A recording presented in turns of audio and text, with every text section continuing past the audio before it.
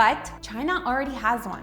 As a matter of fact, it is one of the biggest in the world. They basically have the potential for unlimited intervention in the market. That's how they funded Alibaba into a 200 billion Amazon competitor. That's how they keep their economy from totally melting down when stuff like trade war happens.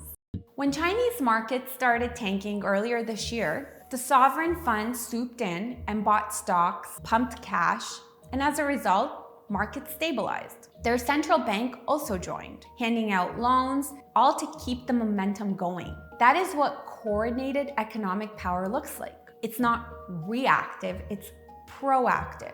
And that's the part that people often miss. For all the tough talk from the Trump crowd about standing up to China, the irony is that China's the one that's now framing itself as a steady hand on the global stage. China benefits from how the global economic order works right now. If many economies are in trouble, then that's not going to be good for China.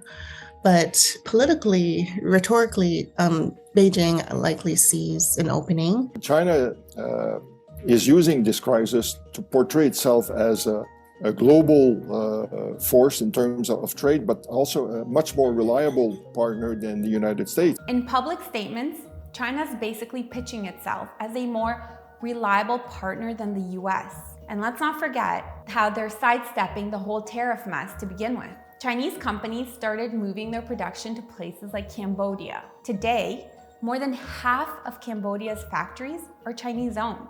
And guess who's now running a giant trade deficit with Cambodia? The US.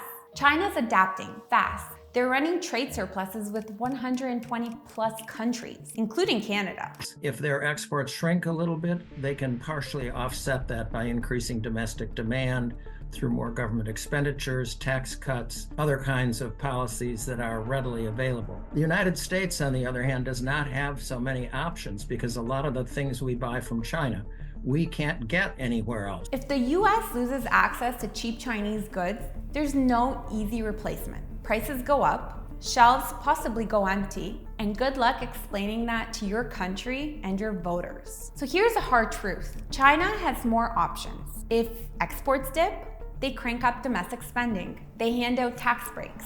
They move production to friendlier countries. They have options. The US doesn't have that kind of flexibility right now, not when its politics are this gridlocked.